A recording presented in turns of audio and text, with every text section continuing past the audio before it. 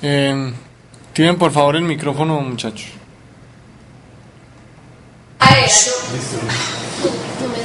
Bueno, vamos a continuar con lo que son los destructores. Entonces, el siguiente ejemplo es el de pareja-const. Pareja-const. El otro que sigue dentro de la carpeta POO.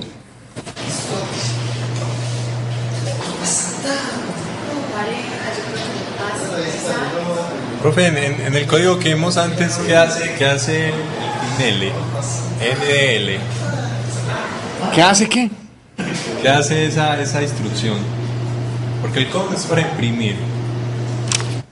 En line, NDL. Ajá. Retorna el carro. Ya. O sea, te hace un enter pues ahí en la consola. Si no el prompt te saldría ahí seguidito. Entonces se ve muy feo, como para que la impresión sea más bonita.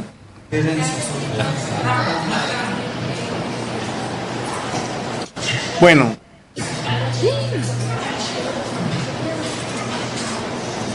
Bueno, entonces, como ustedes pudieron ver ahorita, nos enfrentábamos al siguiente dilema. Bueno, listo. Creamos nuestro objeto. Pero bueno, cuando yo voy y reservo el espacio en memoria para sus variables miembro, ¿cierto? Para sus variables correspondientes o las que le asigna la clase, eso parte indeterminado, ¿cierto? Yo de alguna forma tengo que ir a llevarle un valor, ¿cierto? Entonces miren al problema que me enfrento. Por ejemplo, ustedes ven que en este ejercicio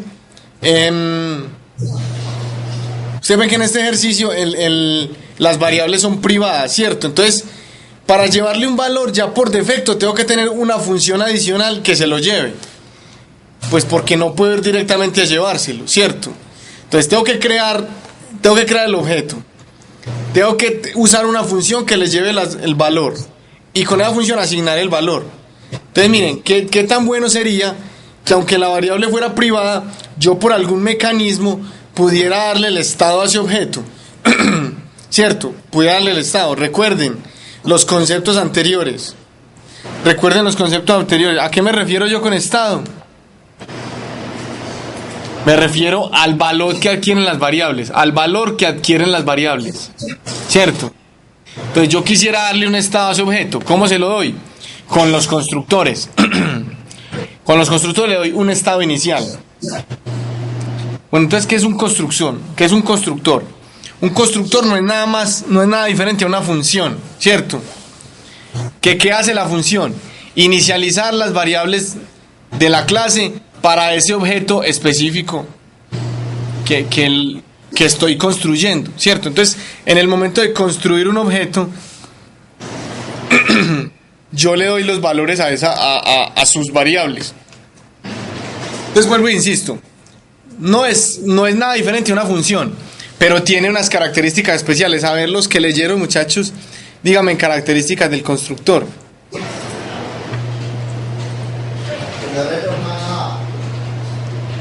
Exacto, no retorna nada. No puede retornar nada. ¿Quién me dice por qué no puede retornar nada?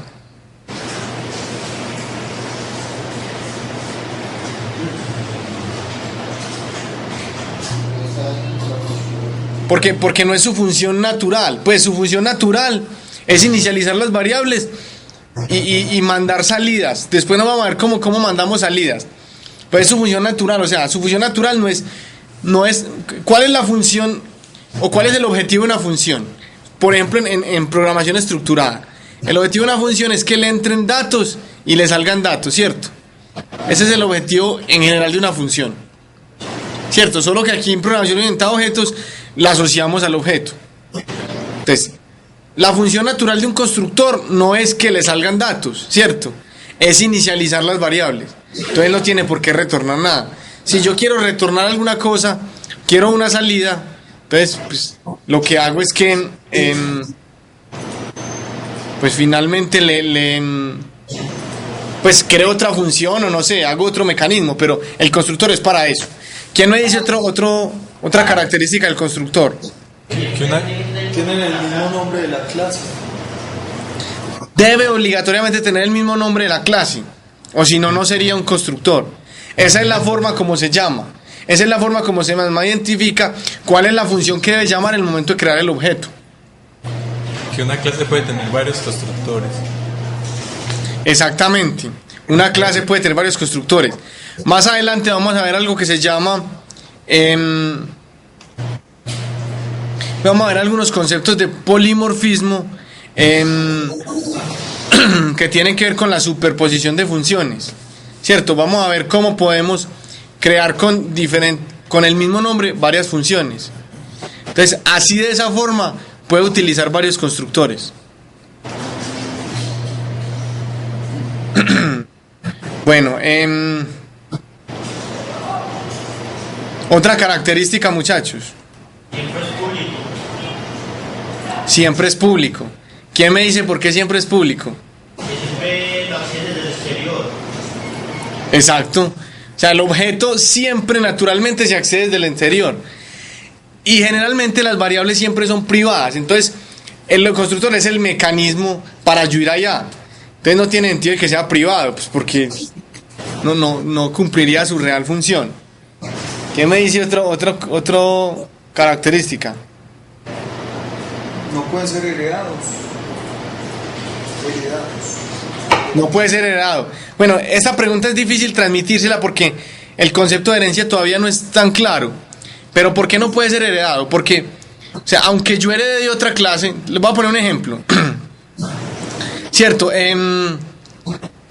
por ejemplo, un papá y un hijo, ¿cierto? Entonces resulta que el papá tiene un estado. El papá tiene un estado actual, por ejemplo, una edad, una estatura, ¿cierto?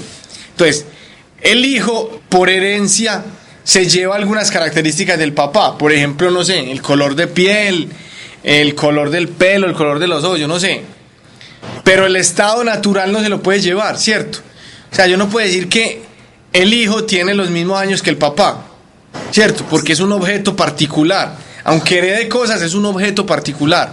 Entonces no tiene sentido que el constructor tanto del papá y del hijo sean el mismo, pues porque les daría las mismas variables.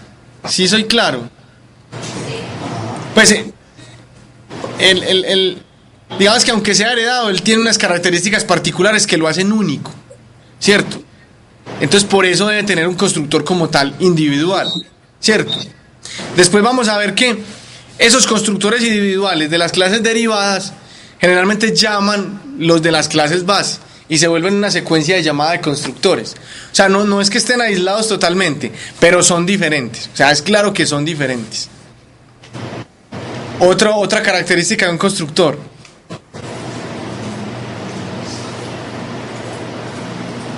Hay otra, muchachos, que creo que no está en las diapositivas y es que lo estaban leyendo de ahí. Por ahí que se llaman con la expresión new. No, eso es para otra cosa. Enseguida les explico para qué es eso. Otra característica, muchachos, es que generalmente un constructor particular debe tener datos de entrada o argumentos, ¿cierto? Pues porque precisamente su función, ¿cuál es? Pues inicializar. Y si no le doy las variables para inicializar, pues ¿qué voy a inicializar? Si no le estoy dando argumentos, ¿cierto? Puede que pase lo siguiente. Puede que sea un constructor sin argumentos, pero que inicialice las variables. Puede pasar, ¿cierto? Que sean constantes lo que le va a inicializar, ¿cierto? O puede que sea un constructor por defecto, que no inicialice nada. Pero en la gran mayoría de los casos, en la gran mayoría de los casos, debe tener pues, algunos argumentos. No siempre, pero en la gran mayoría de los casos. Bueno, muchachos. Entonces, esta función es exactamente la misma que teníamos allá, ¿cierto? Este es el código, sino que le asocio un constructor. ¿Cuál es la diferencia entonces acá? Que hay un constructor. Entonces, miren. Esto que está aquí, recuerden, como un constructor es una función, no tiene nada diferente a una función, pues obviamente tiene que tener una declaración o prototipo y una definición. Y obviamente la declaración tiene que estar dentro de la clase, ¿cierto? Pues las mismas características que una función. Entonces, aquí tenemos la declaración, ¿cierto? Le entran dos enteros. Y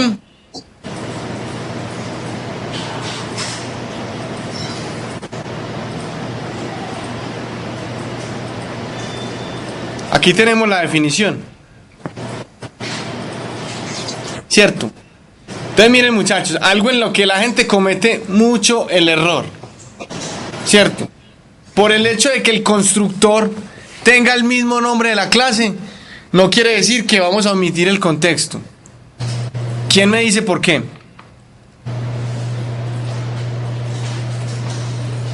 Está por fuera de la clase. Sí, pero no dice, bueno, pero está por fuera de la clase, pero tiene el nombre de la clase.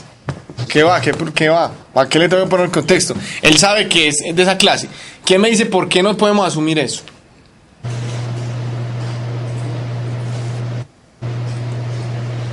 Esa respuesta es capciosa, muchachos.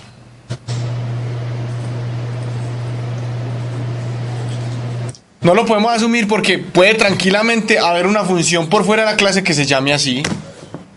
¿Quién me dice que no? Yo tengo una clase pareja. Puede haber una función pareja por fuera de esa clase, tranquilamente. ¿Quién me lo impide? Nadie. ¿Cómo le digo yo entonces que realmente ese es el constructor? Pues sencillamente tengo que darle el contexto. No hay otra forma. También le tengo que dar el contexto al constructor. Obviamente, muchachos, ¿qué hace el constructor? Pues, inicializar las variables, o si no, ¿para qué? ¿Para qué lo pusimos? ¿Cierto? Esa es su función. No necesariamente las tiene que inicializar todas. Por ejemplo, si usted tiene 10 variables, usted no tiene que crear un constructor que inicialice las 10, no. Usted puede crear un constructor que inicialice 2 y las otras las deja indeterminadas. Pues, es su gusto, ¿cierto? Un constructor también, muchachos, puede hacer otras cositas adicionales. O sea, no solo tiene esas asignaciones. Un constructor, por ejemplo, puede imprimir cosas. Eso se usa mucho, por ejemplo, cuando se le va a hacer seguimiento al uso de los constructores. Que uno imprima, por ejemplo, por aquí va pasando, algo así. Por aquí pasó. ¿Cierto? Para indicar que ese constructor se ejecutó o que el objeto creado ejecutó el constructor que era. Suele hacerse mucho eso como para hacer seguimiento al programa, como para hacer un debug ahí en tiempo de ejecución. ¿Cierto? También puede servir para inicializar otras cosas. También, ¿por qué no? Eso depende del uso que vos le quieras hacer. Lo que sí hay que tener claro, muchachos, es que no es una función que se llama común y corriente. Es una función que se llama cuando se crea un objeto.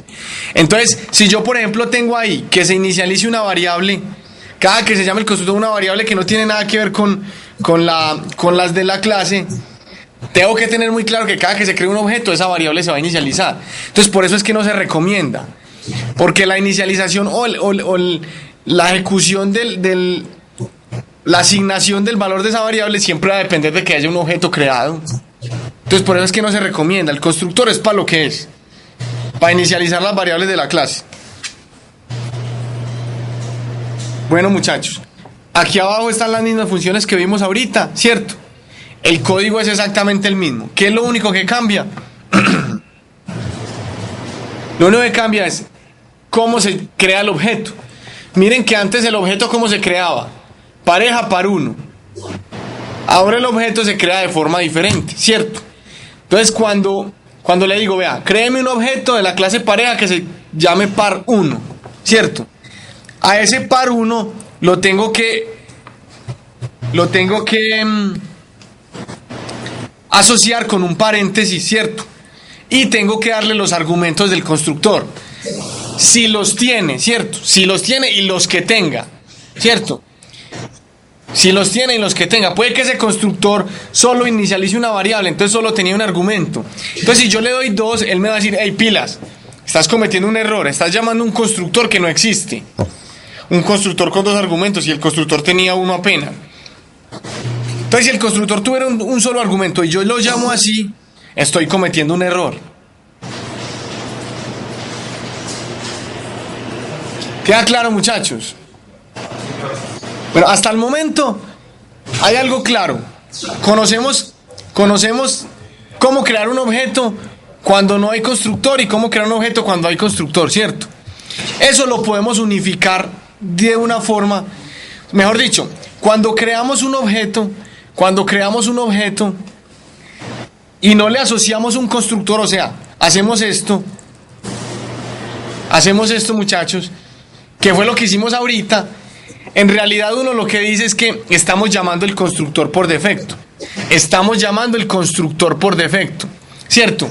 ¿Cuál es el constructor por defecto? El constructor por defecto es el de C++ por defecto.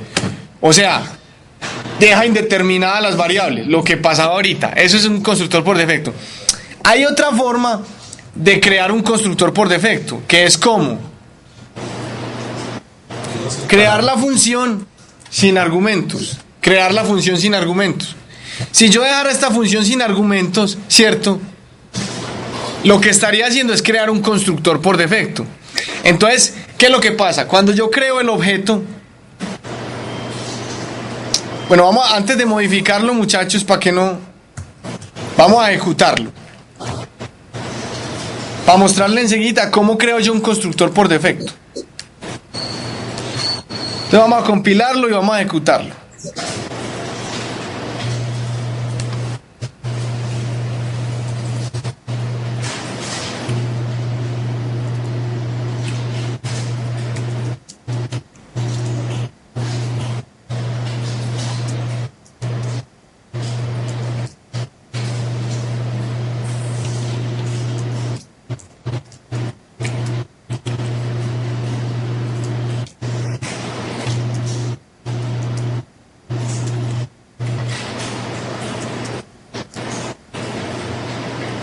Vamos a compilarlo.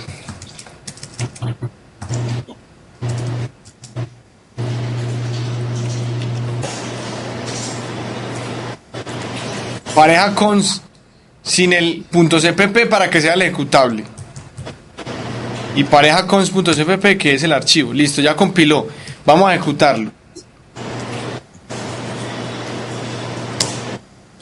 Miren, muchachos. Finalmente hace lo mismo, saca el valor, ¿cierto? ¿Qué hay para resaltar ahí, muchachos? Si ven que antes de sacar los valores dice, por aquí pasó. Ese fue el momento en que se creó, el objeto.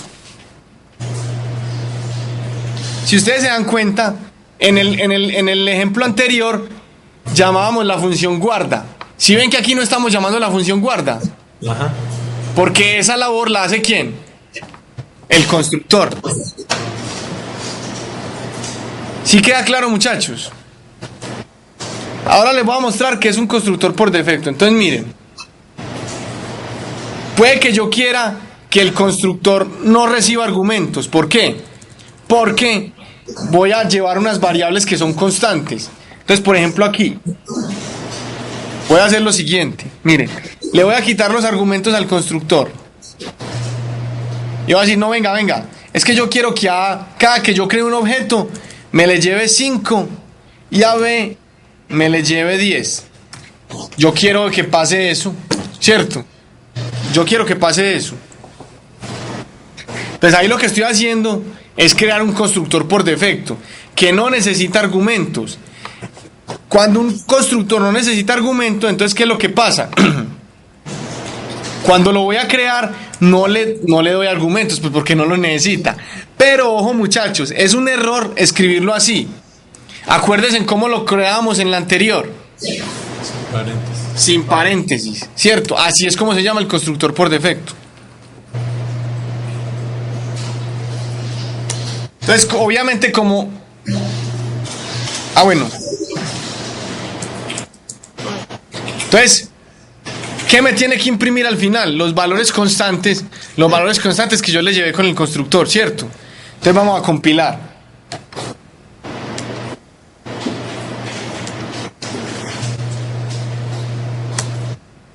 Listo, ahí compiló, muchachos, y ejecutamos. Miren, ¿sí lo ven? Por aquí pasó, que es cuando llamó el constructor, o sea, cuando se creó el objeto. Y los valores 5 y 10, lo que les acabé de dar. Eso es llamar el constructor por defecto, un constructor que no tiene argumentos.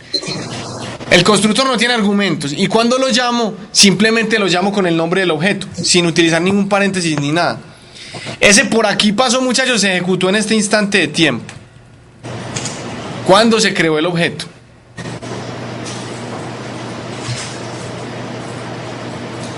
Bueno, muchachos, aparte de eso hay otra forma de crear objetos. Bueno, hasta el momento lo único que hemos visto. Bueno, antes de eso, miremos lo que es un destructor, muchachos. ¿Qué es un destructor? Entonces recuerden que yo les he ido insistiendo mucho con la memoria, ¿cierto? Ustedes, por ejemplo, crearon este par 1 acá, ¿cierto? Crearon el par 1. Entonces, listo, muy feliz que va en memoria. Para este programa no pasa nada, pues porque un objetico ahí con 2 enteros, pues no pasa nada. Pero imagínense un código, ¿cierto? En el cual hayan 1000 objetos y cada objeto tenga 40 enteros. Multiplique eso. Todos esos objetos cargados en memoria, se come toda la memoria de la máquina, ¿cierto? Entonces, hay un mecanismo para yo liberar la memoria, yo personalmente hacerlo. Así se debe hacer en C++. Y ese mecanismo son los destructores, ¿cierto? Entonces, finalmente, ¿un destructor qué es? Es el mismo constructor, pero antecedido por la virgolilla. Así se llama este carácter, muchachos, la virgolilla, que es como una ondita. Eso es un destructor. Y se llama así como se llama un constructor, ¿cierto?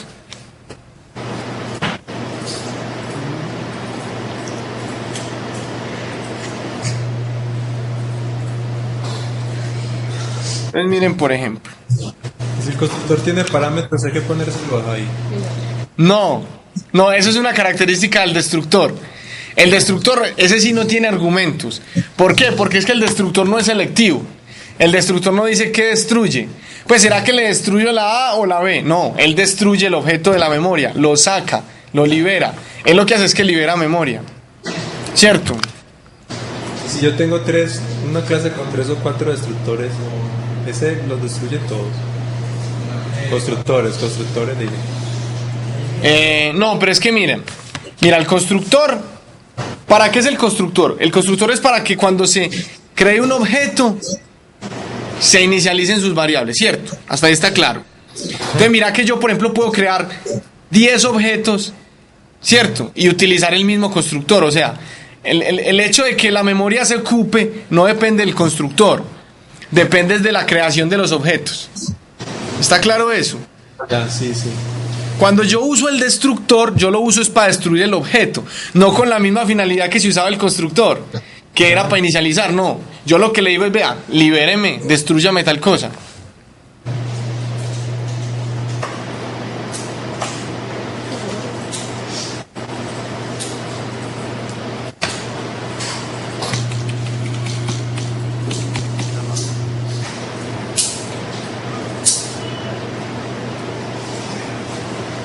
Espérame un segundo, por favor, yo cuadro algo aquí.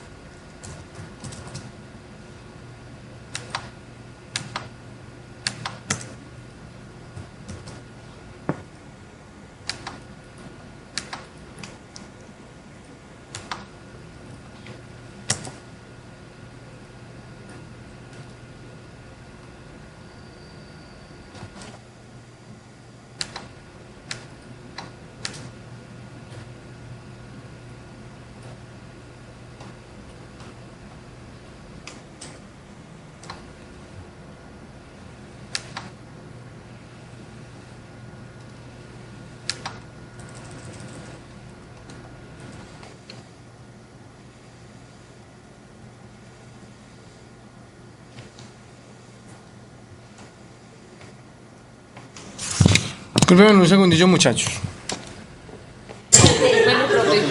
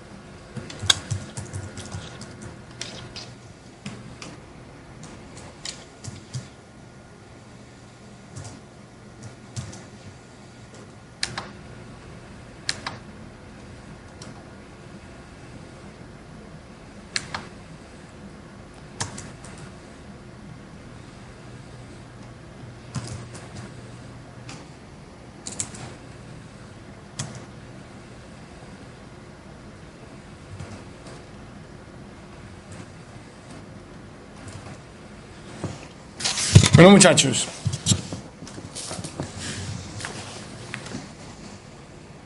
Muchachos. Profe, Estaba tratando de crearles un ejemplo para que vieran cómo es la ejecución. Quería que vieran la duplicidad en la destrucción. Entonces, vean, yo les muestro algo. Entonces, miren el ejemplo que construí. Entonces, creé un destructor, ¿cierto? Entonces, el destructor lo llamé pareja, ¿cierto? Obviamente, virgolilla pareja, porque así se tiene que llamar. Dentro del destructor coloco esa línea de impresión. ¿Para qué la hago? La hago para que en el momento en que se destruya el objeto me diga, ve, se destruyó, ¿cierto? Para que veamos en qué momento se destruye, listo. Bueno. Entonces, mira, hay un concepto, muchachos. Por el solo hecho de un objeto ser usado, si existe un destructor en la clase, él se destruye, ¿cierto? Voy a poner un ejemplo. Yo creé un objeto. Con el objeto hice varias cosas, ¿cierto? Y resulta que la función que contenía ese objeto, la función principal o el contexto en el que vivía ese objeto, llegó a su fin, ¿cierto? Entonces C++ lo detecta y dice, vea, pilas, el contexto de este objeto llegó a su fin. ¿Tiene un destructor? Sí, destrúyalo. Es claro. ¿Cuál es el contexto del objeto que yo construí? Aquí, es el método main, ¿cierto? No necesariamente un objeto tiene que estar en el método main. Puede haber objetos en la función main, perdón. Puede haber objetos en otra función, ¿cierto? Entonces, todavía no le pongan atención a esto. Oye, esa virgolilla, ¿cómo se...? Pues en el teclado, ¿cómo era? Pues en el código ASCII es 126. Al 126 sería. Pero no sé, depende del teclado. Pero el ASCII es 126. Entonces, si yo creé 50, 60 objetos, tengo que destruir esos 60 objetos. Sí, pero entonces miren lo que yo les digo. Lo que pasa es que cuando uno dice, lo tengo que destruir yo, no, pues qué cosa más engorrosa. Pero ojo, miren lo que está pasando aquí. Miren, está el destructor construido, ¿cierto? Ahí está claro, dentro de la clase pareja. Ahora, ¿qué voy a hacer? Voy a crear un objeto, ¿cierto? Lo voy a usar, el código que ya conocen, imprimo las variables y termina el método main. ¿Sí lo ven? Cuando esto llega a return 0, no le pongan atención todavía a esta, omitan esta línea. Omitan esta línea. Cuando llega a return 0, C++ sabe que el contexto en el cual vive ese objeto terminó. ¿Cuál es ese objeto? Es la función main. Es la función main. Pues porque dentro de ese contexto está creado. Pues usted me puede decir, profe, pero igual siempre lo voy a crear ahí en la función main. No, no necesariamente. Puede que yo cree un objeto dentro de una función, que ese objeto viva dentro de esa función y que cuando salga de la función ya no lo necesite. C++ es inteligente en ese sentido. Él sabe cuál es el contexto de la función, del objeto, perdón. Y él lo destruye solo. Él lo destruye solo. Él dice, no, listo. Se acabó tu contexto, chao, te destruí. Listo. Entonces vamos a compilar así. Vamos a compilar de esa forma. Entonces vamos a compilar. Compilo y vamos a ejecutar. Entonces miren lo que pasa. ¿Sí ven? Después de que imprime 10, se destruye solo. Yo no he dicho que se destruya. En alguna parte han visto que diga que se destruya. Recuerden que esta línea está comentada. Yo no he dicho que se destruyó solo, porque C++ vio que se le acabó su contexto, su ámbito de vida. ¿Cierto? Entonces, no siempre hay que destruirlo, lo que hay que mirar es que sí convivan en el contexto adecuado, ¿cierto? Entonces, que yo lo llame dentro de una función y que yo garantice que al salir de esa función se destruya. ¿Cómo? Pues mirando que no se va a usar en otra parte, ¿cierto? ¿Cómo sabe C++ que se usa en otra parte o no? Pues con el compilador. Ya no compiló el programa. Él es inteligente en ese sentido. Él ya compiló. Él sabe que ese no se usa por ahí en otra parte. Bueno, pero no siempre pasa así. O sea, no siempre ese caso es tan feliz. No siempre uno alcanza a destruirlo dentro del ámbito. Ustedes se van a dar cuenta cuando hagan interfaces gráficas, que en las interfaces gráficas suele pasar mucho esto. Generalmente los botones, las casillas, todos son objetos. Y él genera una escala de tiempos. Él genera como una escala de tiempos de destrucción, por decirlo así. él crea ámbitos dentro de ámbitos. Entonces, cuando usted, por ejemplo, utiliza un objeto que ya no se va a usar más en una interfaz gráfica, él va destruyendo los contextos, ¿cierto? O los objetos que ya no hacen parte del contexto. Pero a veces uno crea cadenas muy, muy ligadas y no permite que esa destrucción se dé. Entonces, ¿qué pasa? A veces toca destruirlo manualmente, ¿cierto? La pregunta es, profe, ¿cómo sabemos si se destruye manualmente o no? Vos tenés que seguir el hilo de tu programa, porque vos lo estás creando, ¿cierto? Generalmente, a veces uno no lo sigue y uno programa a la loca. Entonces, otra forma, pues, uno se da cuenta de eso ¿cuándo? Uno se da cuenta cuando el programa está súper lento, que el programa está súper lento y uno, pero ¿esto por qué está tan lento? Es por eso, porque tiene demasiados objetos cargados en memoria y hay que destruirlos. Entonces lo que se recomienda ahí es que hacer un seguimiento de ese tipo, mirar a ver cuántas veces se ejecuta el destructor, así como yo lo acabé de hacer. Si lo ven que le dice se destruyó, así con un cout, mirar cuándo se van dando las destrucciones, y si no se van dando, pues forzarlas. ¿Y cómo las forzo? Llamando el destructor. Yo también puedo llamar el destructor con el objeto correspondiente. Por ejemplo, ahí lo estoy llamando, ¿cierto? Como si fuera una función común y corriente. Entonces guardemos y ejecutemos y mirarán qué pasa. Entonces compilamos nuevamente y ejecutamos. Miren que se llama dos veces, ¿sí ven? Se llama la vez que destruí, porque ya se acabó su contexto o el tiempo de vida del objeto, y se destruye y se llama nuevamente cuando yo, pues obviamente lo llamé a la fuerza. Entonces esto es mucho de programación, muchachos. Cuando uno le va cogiendo el tiro a la programación, uno va sabiendo dónde debe destruir y dónde no. Es cuestión de práctica. Bueno, muchachos, y para terminar, hay algo que vamos a revisar más adelante, pero que vale la pena pues tenerlo en cuenta, que es el tema de todo lo que hemos mencionado aquí es estático. ¿Quién me dice por qué es estático?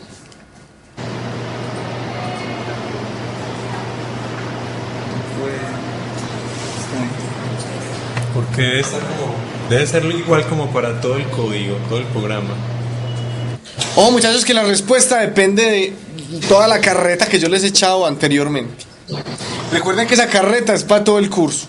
Si a alguien de pronto le quedó algo en el aire, yo recomiendo que la revise. O sea, un programa, yo tengo un programa. Para un programa que es algo estático, es algo dinámico, independiente si es C++ o no.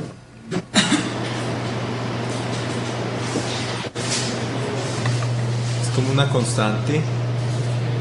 Bueno, y generalmente una constante, ¿dónde se mapea? ¿Dónde se asigna definitivamente? ¿En qué momento del ciclo de vida del programa?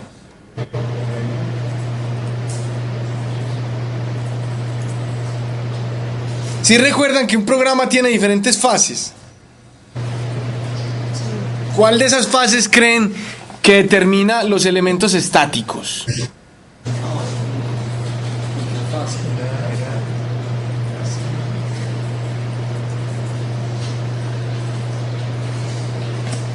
La fase de compilación, muchachos. Compilación. ¿Por qué la fase de compilación? Porque es que cuando usted compila, usted lo que hace es traducir. Usted ve, en este lenguaje que me pusieron, lo va a traducir a código objeto y así quedó. O sea, a él no se va a inventar una clase nueva, nada. Yo lo que hice fue traducir, ¿cierto? Y así se quedó. Entonces eso es lo que yo llamo estático. Lo que se crea ahí, dependiendo del código que yo ponga, es estático. ¿Qué creen ustedes que sería algo dinámico? ¿O qué fase correspondería? Que cambia con el tiempo. ¿Y en qué fase está eso? ¿En qué tiempo? En ejecución. En ejecución, correcto. Si yo cambio cosas o creo cosas, más bien cambiar no, porque uno puede cambiar cosas de forma estática. Por ejemplo, un contador, que vaya 1, 2, 3, 4, eso no es dinámico, pues, eso es estático. Le estoy diciendo un programa que sume. Eso de dinámico no tiene nada, ¿cierto? Entonces, ¿qué es dinámico? Que cree cosas, que yo cree cosas en tiempo real, ¿cierto? En tiempo de ejecución, que cree cosas nuevas. Eso es dinámico.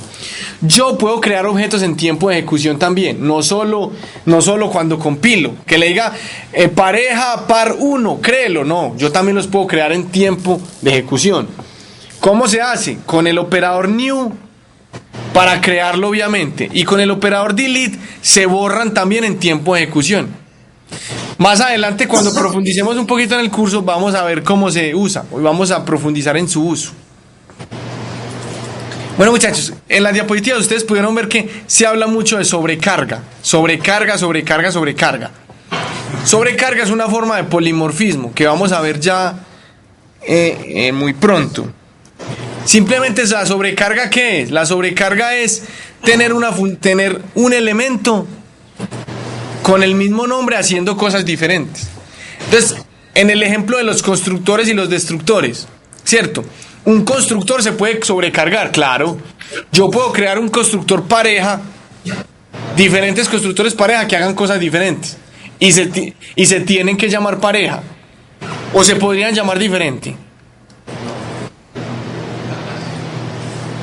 No, tiene que tener el nombre de la clase. Tiene que tener el nombre de la clase. Entonces, yo obligatoriamente, si voy a sobrecargar constructores, pues, mejor dicho, si yo voy a crear 3 constructores en una clase, los tengo que sobrecargar, obviamente, pues porque tienen que tener el mismo nombre. Miren, muchachos, y sin darnos cuenta, cuando les expliqué el tema del constructor por defecto, ¿cierto? Estábamos usando sobrecarga. ¿Cierto? Porque si yo tengo un constructor con argumentos y resulta que cuando creo el objeto no le pongo argumentos, ¿qué constructor llama él? Por defecto. El por defecto, así no exista. ¿Cierto? El por defecto por se llama el que deja indefinido. Entonces miren que ahí por inherente ya estoy utilizando sobrecarga. Eso es sobrecarga. Más adelante vamos a profundizar un poquito más sobre la sobrecarga, muchachos. Bueno, muchachos, no sé qué dudas tengan al respecto.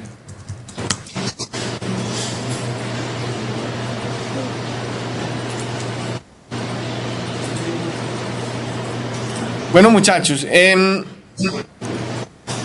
una invitación, pues la misma que les hice ahorita. La misma invitación que les hice ahorita, muchachos. La invitación es a que entremos a los foros del proyecto final, no nos quedemos atrás con eso. La segunda invitación, empecemos a revisar el proyecto, el mini proyecto que sigue, ¿cierto? ¿Cuál es? Venga, vamos a revisarlo aquí rápidamente para mostrarles que lo podemos ir abordando.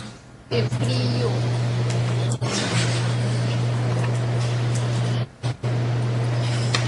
Miren, muchachos, el que sigue.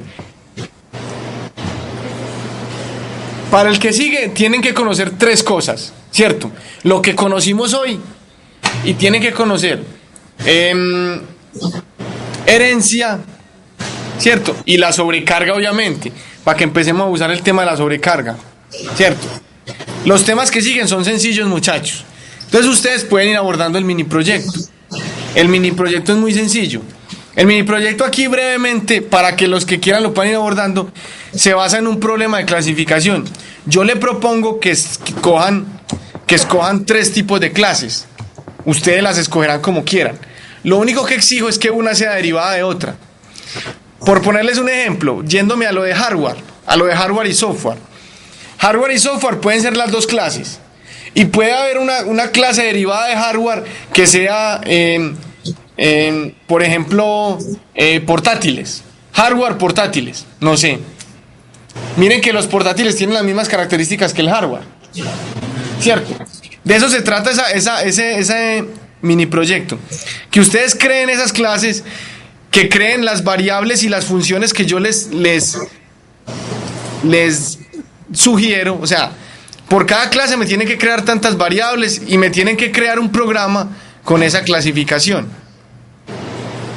¿Cierto? Revísenlo, muchachos, es muy fácil y lo pueden ir abordando. ¿Para qué digo que lo revisen, muchachos? Para que en la próxima tutoría resolvamos las dudas correspondientes. Bueno, muchachos, y si lo pueden notar, la próxima semana habrá un quiz. Sí, eso hemos visto. De C++. ¿De qué se trata ese quiz? ¿Cierto?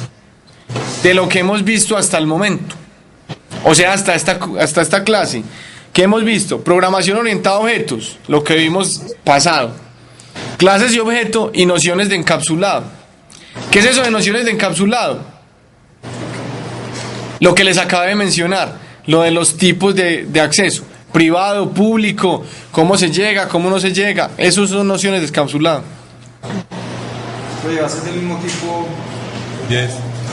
el pasado. Sí, todos son iguales. Pregunta de papel. Listo, muchachos. Así quedamos entonces. ¿No tienen alguna otra inquietud? Que algo les tenemos por Listo, muchas gracias, muchachos. Gracias a usted, profe.